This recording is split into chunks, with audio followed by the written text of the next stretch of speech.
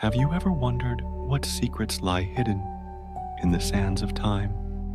Mysteries not written in stone, but whispered on the breath of eternity? If you, like me, have ever pondered the realms of heaven, the unseen battles stirring in the spiritual world, or what truly unfolded before the very first breath of mankind, then pause for a moment. You are not here by accident. You are part of something greater. You are standing in a stream of living stories, stories that point to truth beyond the surface. So, before we enter the tale tonight, I invite you, like a traveler joining this caravan of discovery, to like this message, subscribe to the channel Jesus Speaks, and comment the number 777 if your heart has ever burned with questions of eternal mysteries. Your voice matters. Your curiosity is a signal that you are one of the chosen generation seeking deeper wisdom in a world of shadows.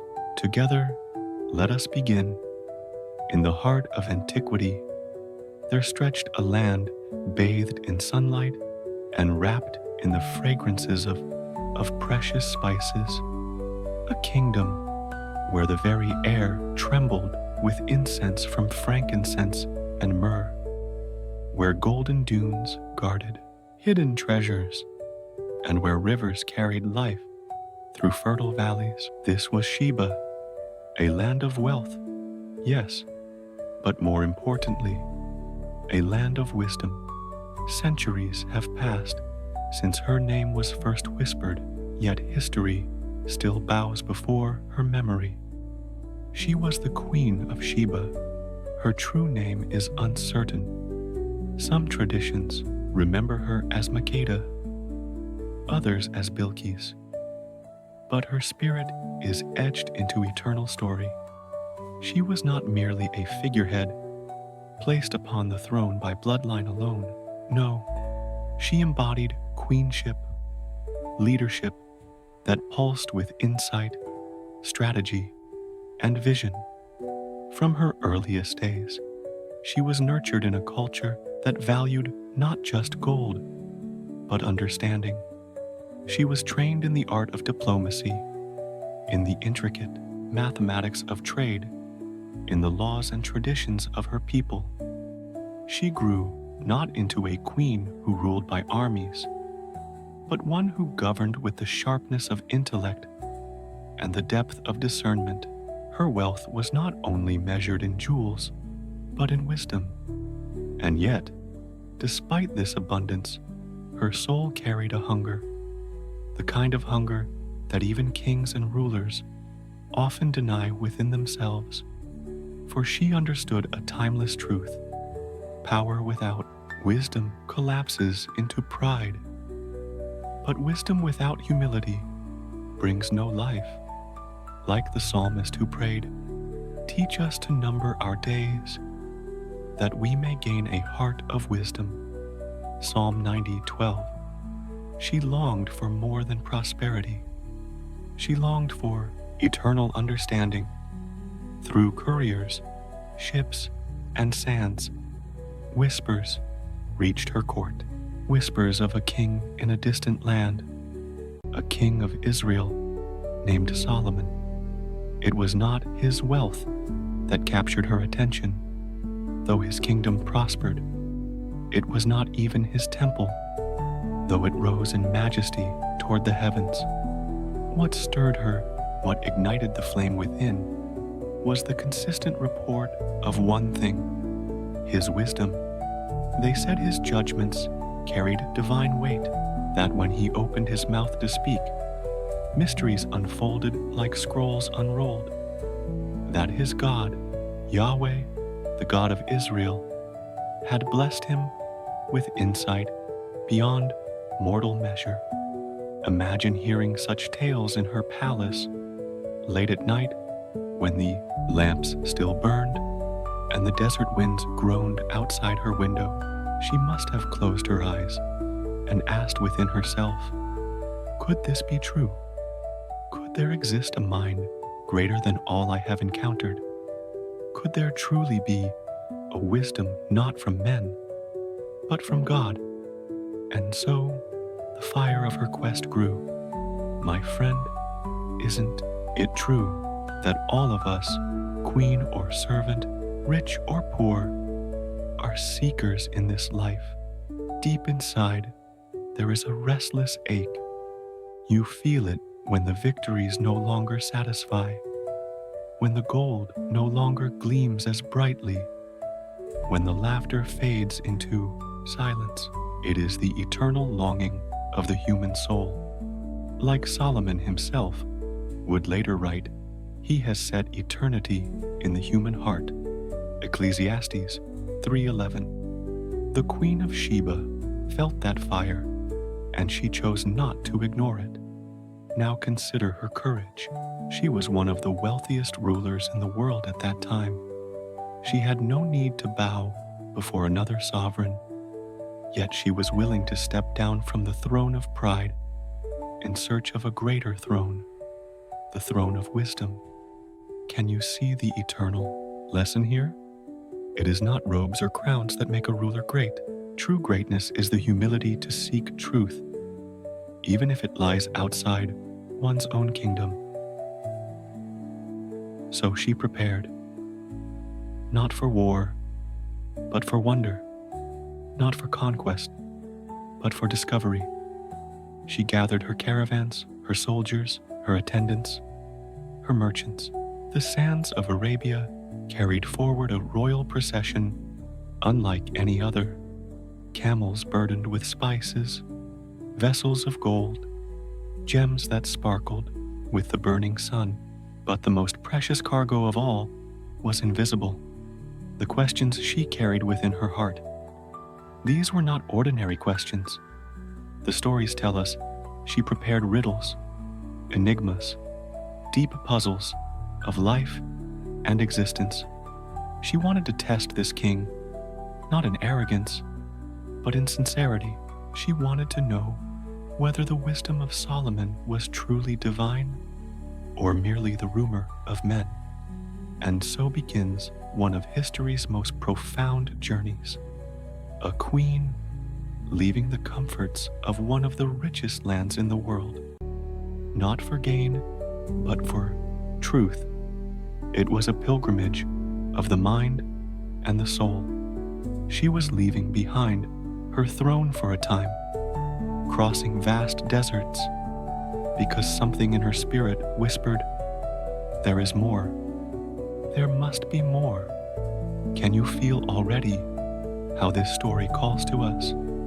In every age, people have traveled great distances to satisfy the ache for divine wisdom. Some search through philosophy, some through science, some through power, others through fleeting pleasures. But as Psalm 111 reminds us, the fear of the Lord is the beginning of wisdom. All who follow his precepts have good understanding. The Queen of Sheba had all the wisdom her culture could offer, and yet something within her spirit knew it was incomplete.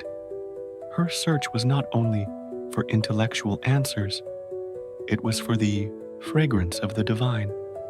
And so, imagine her at dawn as the first rays touched the desert sands. Looking northward, her caravan stretching like a golden serpent across the horizon, moving ever forward toward Jerusalem. She must have wondered what would await her there. Would this Solomon truly hold the answers? Would she find herself disappointed? Or would she discover truths that would change her kingdom forever? The stage is set.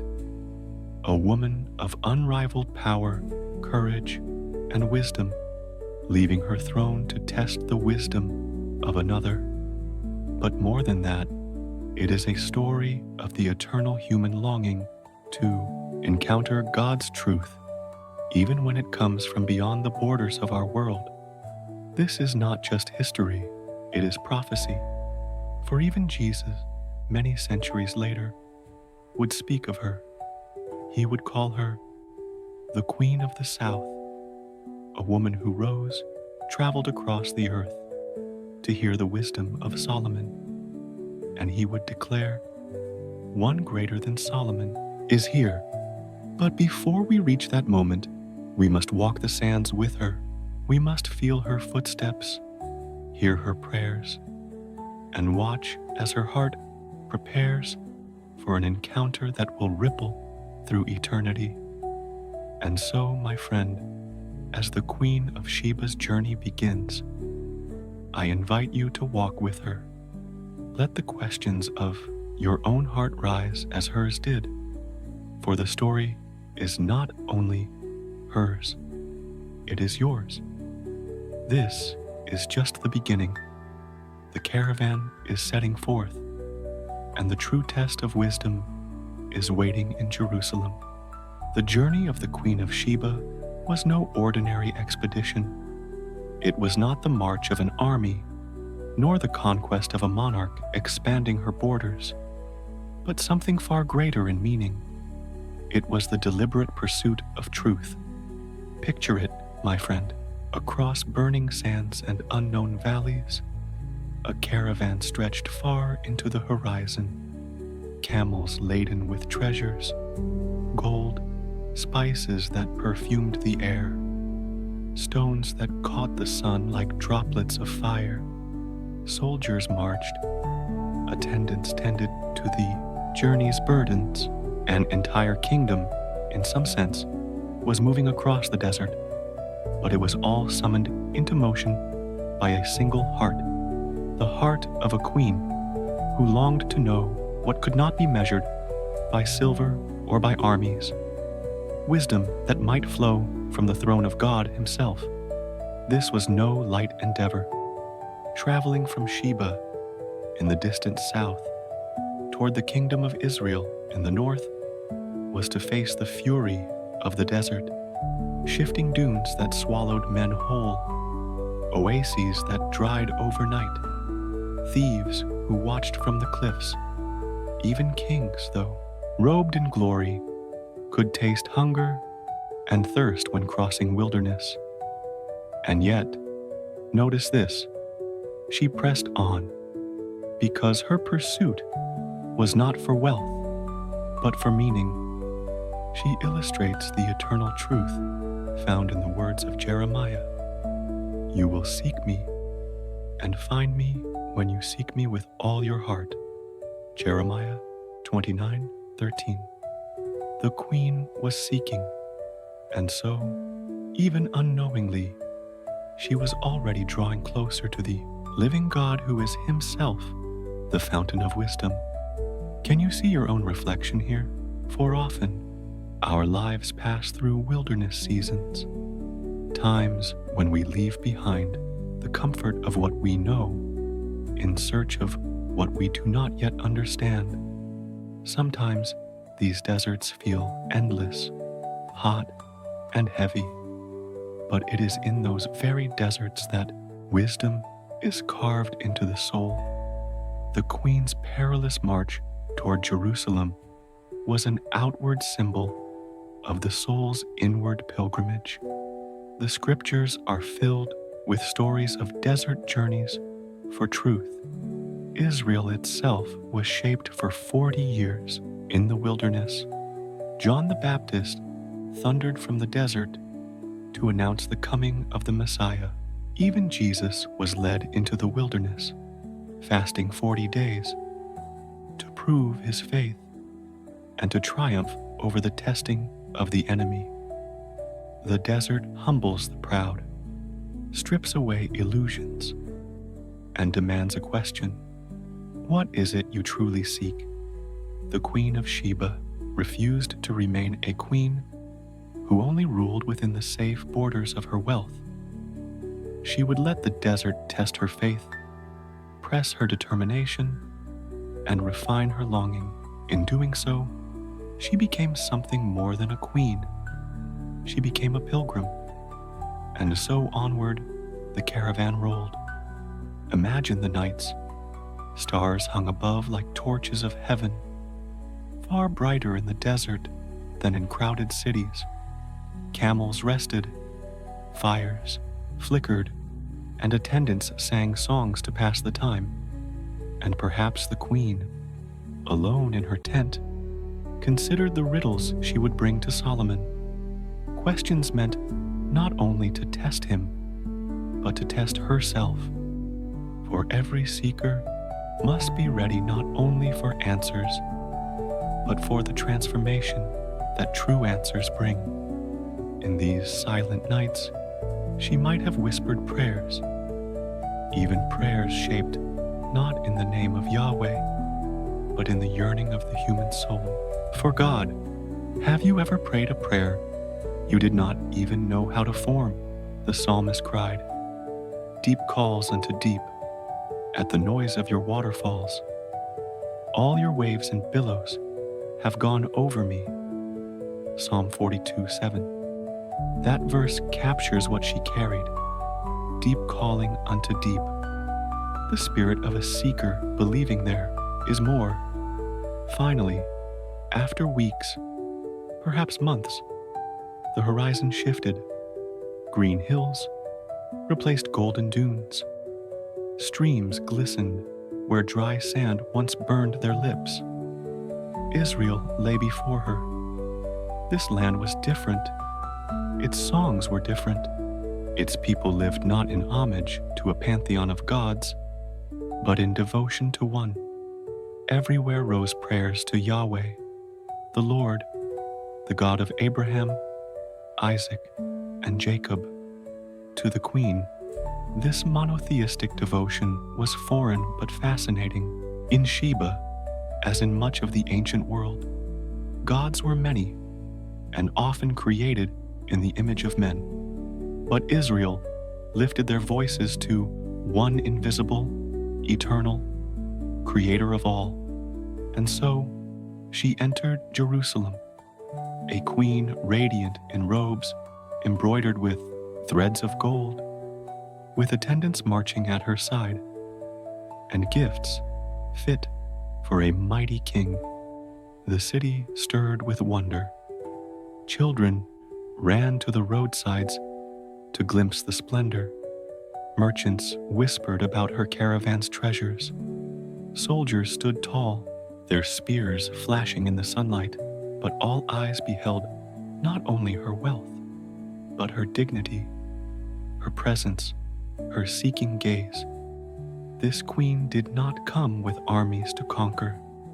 She came with questions, with curiosity unafraid, with humility disguised in a regal poise.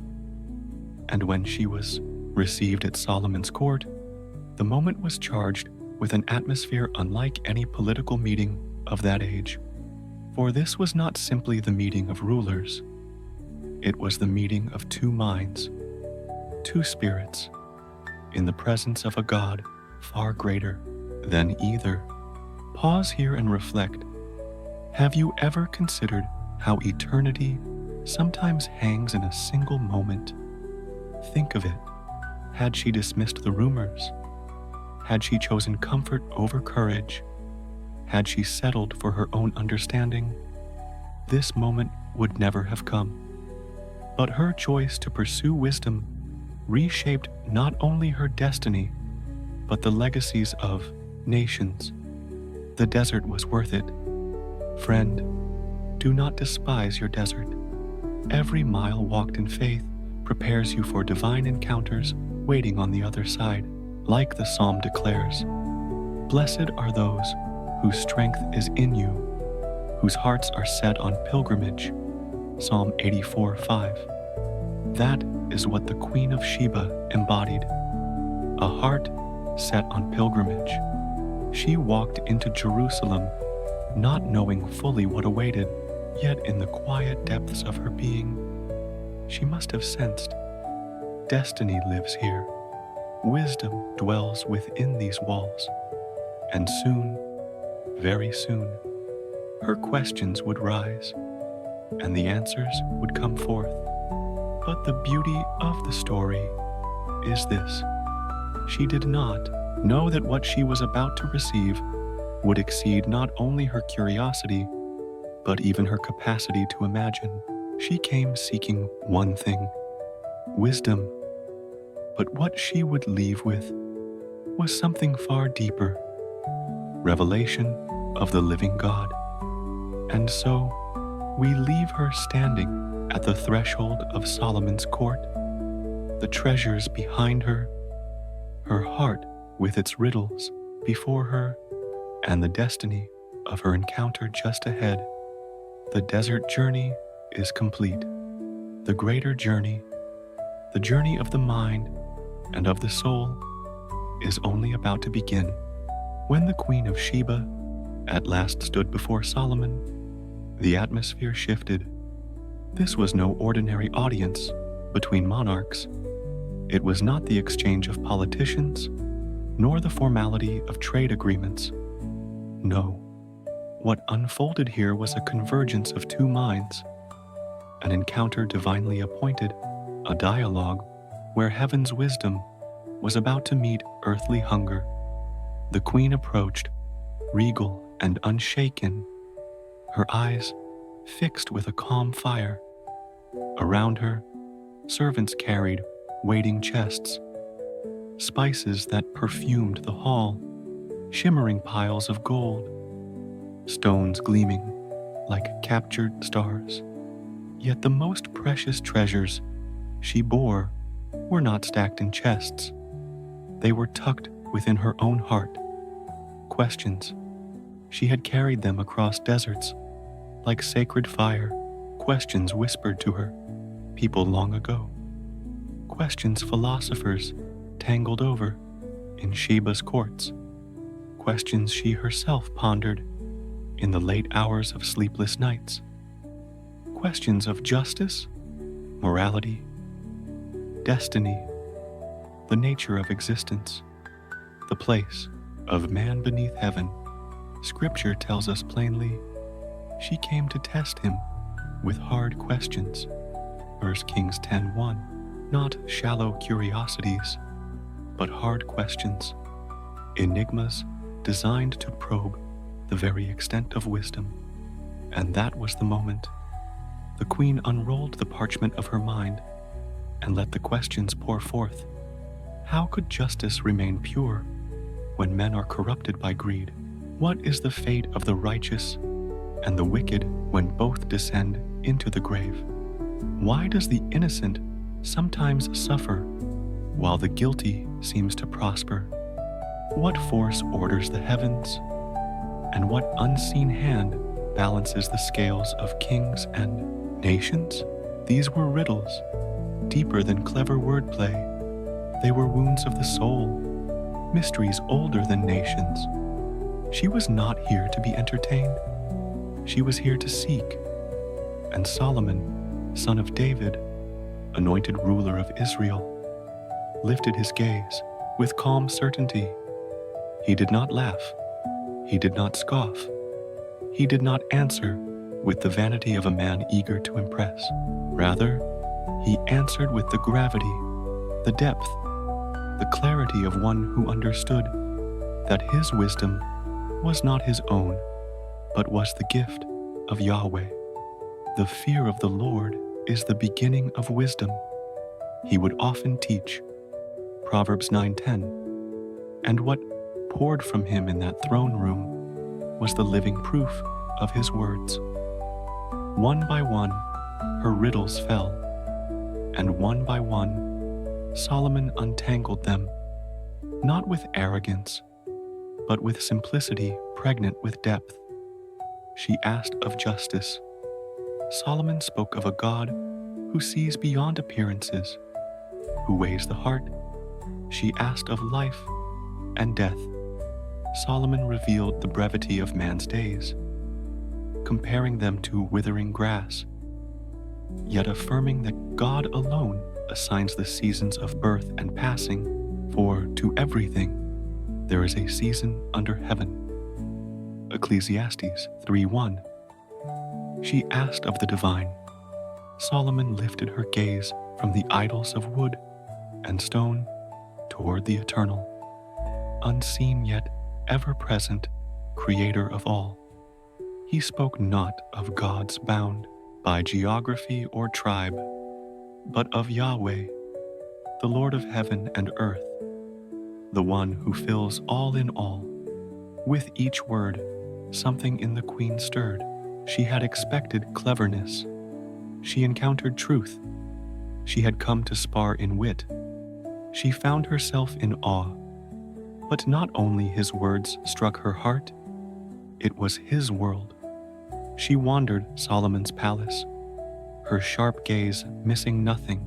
She watched the order of his servants, their precision, their dignity, their joy in serving their king. She observed the offerings continually ascending from his temple, the smoke spiraling to heaven, carrying the devotion of an entire nation. She walked through halls adorned by artisans who poured heart and hand into beauty that reflected more than human pride. It reflected worship, and as she watched, her spirit trembled, for before her eyes, the invisible reality Solomon spoke of was made visible. The wisdom of God was not mere philosophy. It was flesh and order, justice and devotion, prosperity and peace. She saw a people happy beneath their sovereign, workers content in their duties, worship at the center of national life. Israel's flourishing was not political, it was spiritual. And then it happened, the moment Scripture captures so beautifully. When the Queen of Sheba had seen all the wisdom of Solomon and the house that he had built, there was no more spirit in her. 1 Kings 10:4-5. That phrase, no more spirit, does not mean despair. It means breathless awe. It means her intellect, her bravado, her weary pride, all melted before the weight of revelation. A queen accustomed to being the locus of wisdom now found herself humbled, not by armies, not by riches, but by a force greater, the radiance of divine understanding. She admitted aloud what her heart had already begun to confess. It was a true report that I heard in my own land of your acts and your wisdom. However, I did not believe the words until I came and my eyes had seen it. And behold, the half was not told me. 1 Kings 10:6-7. Do you hear it? The confession of a seeker whose journey bore fruit. She had doubted, wisely tested, but now she saw. Reality had not just matched rumor, it far exceeded it. And then she spoke words that echo across eternity. Blessed be the Lord your God, who delighted in you, to set you on the throne of Israel, because the Lord loved Israel forever. Therefore he made you king to do justice and righteousness. Consider how remarkable this is, a queen from a polytheistic land, whose own kingdom bowed to many gods, now exalted the name of Yahweh, the God of Israel, not because Israel's armies conquered hers, not because political treaties demanded it, but because wisdom itself, living and breathing, drew her eyes heavenward. And herein lies the greatest revelation. Wisdom is not human cleverness sharpened for debate. It is the nearness of God spoken in human words, lived in human lives. As Solomon himself wrote, "Happy is the man who finds wisdom, for she is more precious than rubies. All that you desire cannot compare with her." Proverbs 3:13-15. The Queen of Sheba tasted this truth and declared it. She came skeptical. She stood seeking. She departed, convinced. Think of it for a moment. What armies could never force wisdom birthed in the fear of the Lord accomplished? This is why Jesus, centuries later, would point to her as a testimony. The Queen of the South will rise up at the judgment with this generation and condemn it, for she came from the ends of the earth to hear the wisdom of Solomon. And behold, something greater than Solomon is here. Matthew 12:42. Her testimony is not merely of Solomon's greatness. It is of God's greatness revealed in a king who asked for wisdom, not wealth. And so, in that throne room, surrounded by gold and song, she discovered something richer than the treasures she brought. She discovered the fragrance of truth itself. Friend, pause with her. Feel her breath leave her, her composure shaken, for in every honest searcher's life, there comes a moment when the questions, long carried, long sharpened, finally meet their answer, not in argument, but in revelation.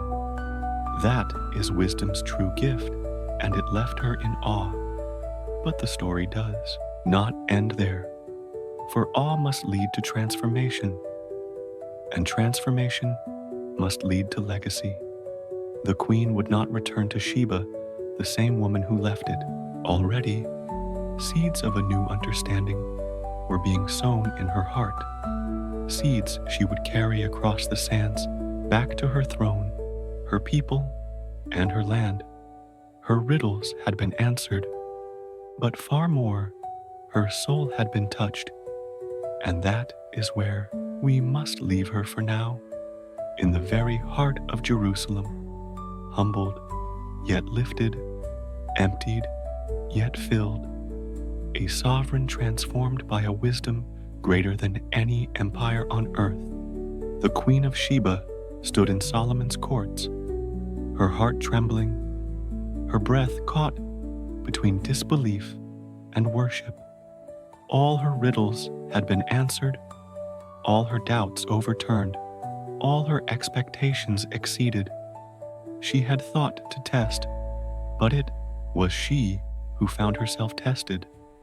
She had come to see if Solomon's reputation was exaggerated, and now she confessed in wonder, "The half was not even told me." Imagine a queen, secure on her throne, used to commanding the adoration of nations, reduced in that moment to reverent stillness. She had discovered a truth far greater than rumor, wisdom anchored in a God unlike any she had known before. For the scriptures tell us, when the Queen of Sheba had beheld all the wisdom of Solomon and the house that he had built, there was no more spirit in her. 1 Kings 10:5. What does this mean? It means she was overwhelmed, breathless, not by mere splendor, but by the realization that behind Solomon's wisdom stood Yahweh himself.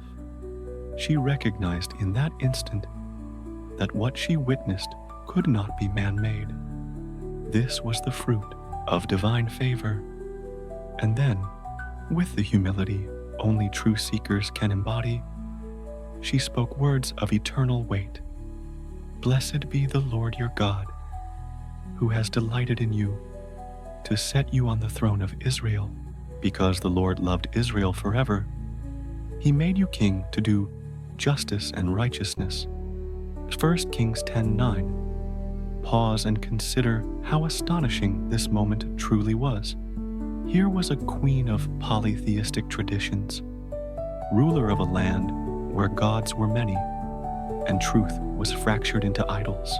And yet, she stood in the heart of Israel, giving praise not to Solomon alone, but to Yahweh, the living God.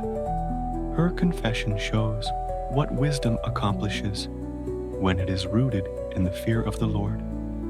It turns even foreign rulers into worshipers, not by swords, not by treaties, but by truth revealed. And so, in the silence of the palace, two worlds converged. She, the embodiment of worldly wealth, laid before Solomon gifts of staggering abundance, gold, more than 120 talents, spices so rich that Israel had never seen their equal, stones so precious that even light dared linger upon their colors. Her gifts were not merely a diplomatic gesture, they were symbols of acknowledgement, expressions of her awe. But Solomon too gave, for though she poured out treasures, he matched her heart with generosity. Scripture says, King Solomon gave the Queen of Sheba all she desired, whatever she asked, besides what Solomon gave her of his royal bounty. In 1 Kings 10:13, this was not a bargaining exchange. This was mutual honor. This was holy recognition. Each gave the best of their kingdoms. But beyond material exchange, truth had already passed between them. For what greater treasure can be given than wisdom? What greater exchange than the sharing of truth that awakens the spirit? This meeting reveals something timeless. True diplomacy does not rest only on contracts or armies. It rests on mutual reverence, the acknowledgement that both sides carry dignity before God. The queen came not conquered, but searching. Solomon responded not with dominance, but with generosity. Both left transformed. And perhaps you ask, why does the story pause here, at this giving of gifts? Because in the ancient world, the giving of gifts was sacred. It was not only about wealth, but about the condition of the heart. The giving sealed the encounter. It declared, what I have experienced here cannot be erased. The queen's abundance symbolized her recognition that what she had received was worth infinitely more. Solomon's generosity revealed his gratitude for a seeker willing to endure deserts to find truth. In this divine moment, East and West bowed together, united not in conquest, but in wisdom. Friend, do you see the beauty here? When true wisdom enters a life, it overflows into acts of grace. This is why James writes, the wisdom from above is pure, then peaceable, gentle, willing to yield, full of mercy and good fruits, without partiality and without hypocrisy. James 3:17. Wisdom is never hoarded selfishly. It is freely given, and it creates peace. The Queen of Sheba had searched not for land, not for slaves, not for power, but for knowledge. And in that journey, she found something rare, the witness of God's wisdom, alive in the governance of a king. That witness humbled her, and humility gave birth to worship. She had entered the city with riddles. She left its courts with revelation. She arrived asking, what is truth? And departed, proclaiming, blessed be the Lord your God. What greater transformation can a human soul undergo? Now picture her preparing to depart Jerusalem. Behind her, the temple still rose, pillars gleaming in the sun, smoke of offerings curling toward heaven. Beside her, camels groaned beneath the treasures Solomon had poured out in return. Before her lay the familiar road through the wilderness, the same path she had taken to reach him, yet now forever changed by her burden of new understanding. But though her treasures stacked high, the true weight she carried home would not rest on camelbacks. It was carved within her spirit. It was wisdom, humility, reverence, a new awareness of Yahweh, a God not bound to one throne, but who reigns over nations, who delights in justice, who plants wisdom like seeds in the hearts of those who seek him. Friend, do you recognize the lesson that whispers here? Every encounter with God must end in transformation. It is never enough to admire from afar. The queen could not simply listen and leave unchanged. True wisdom demands response. Her response was worship, generosity, and confession, blessing the God of Israel before all who could hear her voice. And so, her visit closed not in conquest, not in defeat, but in fulfillment. She had crossed deserts, seeking knowledge, and she returned across deserts, carrying truth. She had departed Sheba, a queen who reigned by intellect. She returned a queen whose kingdom would now be flavored with divine wisdom. For the traveler who dares to seek beyond comfort, the journey never ends at the same place it began. The body returns home, but the soul returns changed. And thus, the Queen of Sheba's Odyssey reached its climax, not merely seeing Solomon crowned in wisdom, but beholding the God who crowned him. The story tells us that every journey begins with longing, but every true journey ends with transformation. And so it was with the Queen of Sheba. After days, perhaps weeks, within Solomon's courts, asking her riddles, listening to his judgments, walking the marbled halls of his palace, and marveling at the smoke rising from Israel's temple, the time of her return drew near. Her heart must have been heavy, not with sadness, but with awe. She had come face to face with wisdom that seemed more than human. She had seen prosperity flowing not from conquest, but from divine order.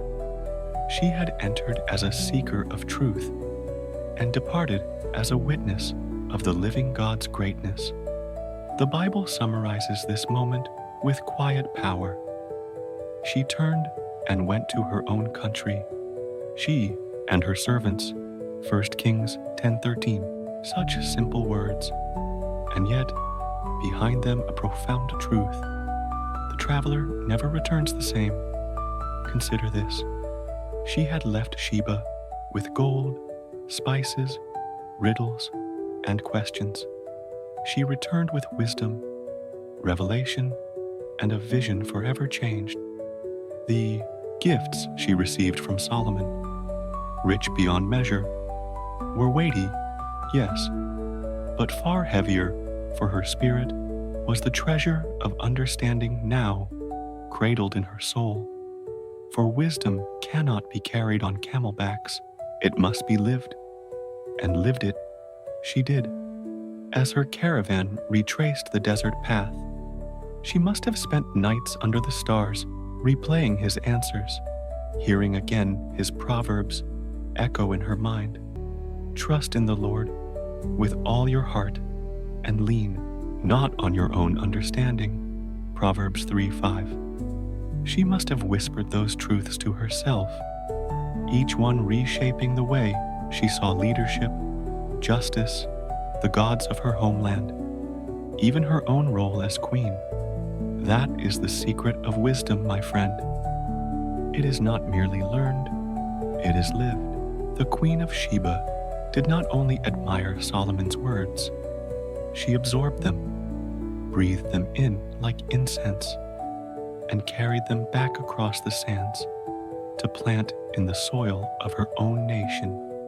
Imagine her entrance back into Sheba. Her people gathered at the gates, expecting the return of their sovereign with treasures and triumphs. And yes, they saw camels bend beneath the weight of gold and stones. They smelled the perfumes spilling sweet fragrance into the air. They heard the songs of her attendants, joyous with returning voices. But what they would not have seen was what mattered most. Their queen had returned with a wisdom shining from her eyes. She had left to test, but she returned as one tested and refined. The questions that once fueled restless nights were now softened into clarity. The gods that once competed for honor in her land now paled before the memory of Yahweh, the Lord she had confessed in Jerusalem. Her kingdom, already prosperous, became more just, more ordered, more enriched, not only with wealth, but with vision. For wisdom, once received, spreads outward like a river, refreshing all it touches. This is why her story was so deeply remembered. Israel preserved it as a testimony of Solomon's God-given wisdom. Centuries later, Jesus himself would remember her, calling her the Queen of the South, a woman who rose beyond her own realm to pursue truth at any cost. He used her story as a rebuke to those unwilling to hear wisdom, saying, if she was willing to cross deserts for Solomon's understanding, then how much greater should the world respond to him, the one greater than Solomon? Ethiopian tradition, too, treasures her story, saying that from her union with Solomon came Menelik I, the first emperor of their land. Their legends proclaim that through her line the Ark of the Covenant itself found a resting place within their kingdom, making it forever sacred, whether as sacred legend or symbolic truth. The heart of this tradition points to the power of her legacy. She carried seeds of wisdom that shaped nations. Friend, think about that. Her journey was not private. It was not merely for her own curiosity. When she returned with wisdom greater than gold, her entire nation felt its touch. Her leadership deepened. Her justice became sure. Her understanding broadened. And across centuries, tribes and nations remembered her not as a conqueror, but as a queen of seeking and finding. This truth remains. When a single heart dares to seek wisdom, generations after, it will feel the ripples. One soul's hunger for truth becomes the inheritance of many. And so, it is for you. What wisdom you humble yourself to seek, what deserts you press through to find God's answers, will not bless you alone. It will overflow to your children, your family, your community, your nation. The Queen of Sheba's return whispers the same eternal principle. Solomon himself once spoke in the Proverbs, by wisdom a house is built, and by understanding it is established. By knowledge the rooms are filled with rare and beautiful treasures. Proverbs 24, 3-4. Her house, her kingdom, was filled not only with treasures of gold, but treasures of wisdom. And it was wisdom, not wealth, that proved the rarest gift she could bestow to her people. And so, Sheba was never the same, nor was Israel, for this meeting set a golden precedent for diplomacy. Truth could cross borders without armies. Wisdom itself could knit nations together. This was holy exchange, an economy not of mere goods, but of insight and revelation. By the time her caravan melted again into Sheba's valleys, the queen had become far more than royalty. She had become symbol, a lamp of the truth that shines beyond tribes and lands. And so, Section 5 leaves us standing with her back in Sheba, her throne still golden, her palaces gleaming, but her spirit deeper, humbled, lifted, ready to reign. With a perspective greater than before, she had left her land curious. She returned as a carrier of divine wisdom, a seeker transformed into a teacher for her people. And that is the mystery of wisdom. It is never kept by the one who finds it. It always multiplies. Every journey eventually comes to its end. Every caravan returns home. But not every story fades quietly into the shadows of memory. Some shine brighter as the years roll on, their echoes growing louder with each generation. And so it was with the Queen of Sheba. Though centuries have passed since that fateful encounter in Solomon's halls, her name and legacy endure, not because she waged wars or carved empires by the sword, but because she chose the greater path. She chose the path of knowledge, of inquiry, of reverent humility in the face of divine light. History remembers many queens, rulers who commanded armies, who left monuments of fear, who wrote their names in stone through conquest. But the Queen of Sheba stands apart. Her empire was the empire of the mind. Her monument, not stone or bronze, but the living testimony of wisdom sought, wisdom embraced, and wisdom shared. In Jewish tradition, she is remembered as the one who tested Solomon and discovered the truth of his God-given wisdom. She stands as witness that Yahweh is not limited to Israel alone, but draws seekers from the ends of the earth. In Christian tradition, her story is spoken from the lips of Jesus himself. He calls her the Queen of the South, who rose from her throne and crossed deserts to hear Solomon's wisdom. And then, with piercing clarity, he declared to his generation, "Indeed, someone greater than Solomon is here." She becomes, in his words, a prophet without speaking prophecy, a testimony of how far a soul will go for truth, and a rebuke to any who ignore wisdom even when it is nearer than their breath. In Ethiopian tradition, her memory burns brightest still.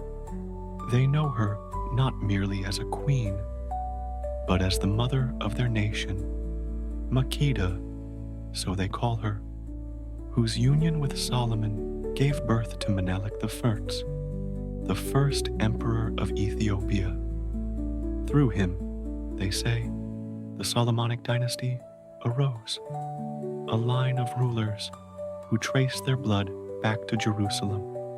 Their legends even claim that the Ark of the Covenant was carried into their land, transforming Ethiopia into a sacred vessel of God's heritage.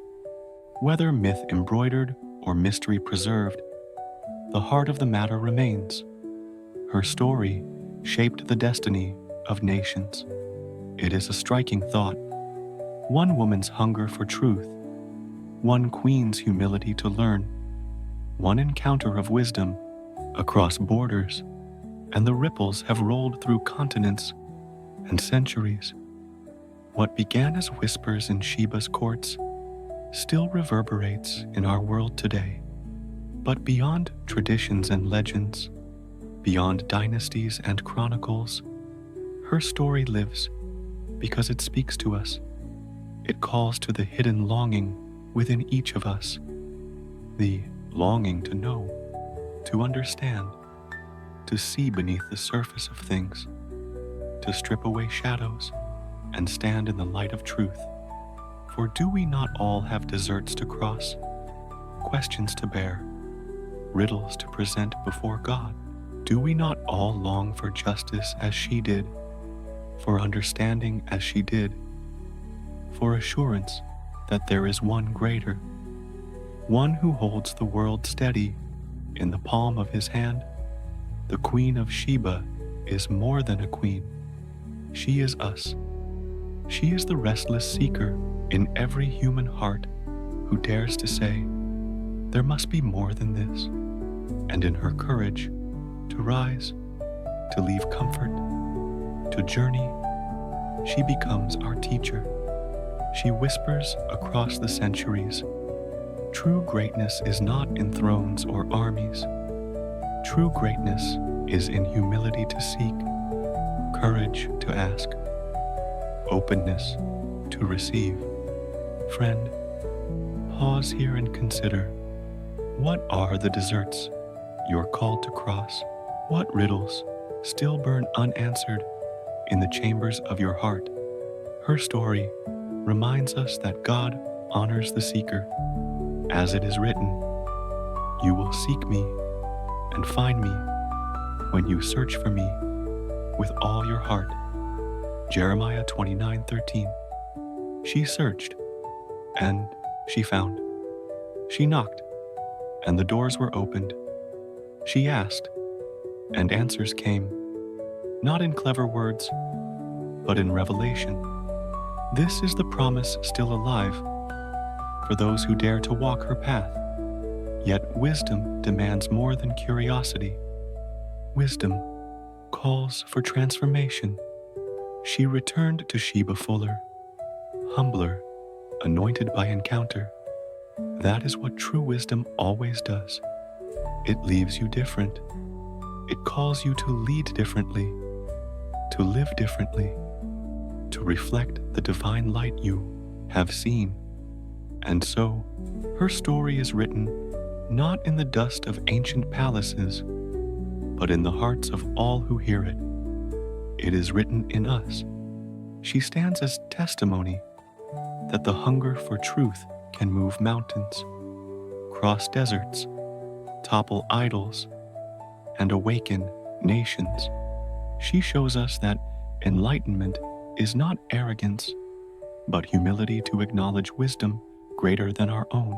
She teaches us that the greatest journeys are not measured by miles, but by what shifts within the soul. And so we close her story as it deserves to be closed, with awe, for the Queen of Sheba was more than royalty. She was a symbol, a song, a light on the horizon drawing seekers forward. She was one who dared to travel far, only to discover that wisdom, once found, is the real treasure. Her voice echoes now in our generation, a reminder that the pursuit of wisdom is never wasted, for embedded within the pursuit itself is the promise of finding God. Her journey has ended, yes, but her legacy still lives. And to you who listen, she asks the same question: what will you seek? What deserts will you cross? What wisdom will fill your heart? And what legacy will you leave behind? For her road is open to you as well.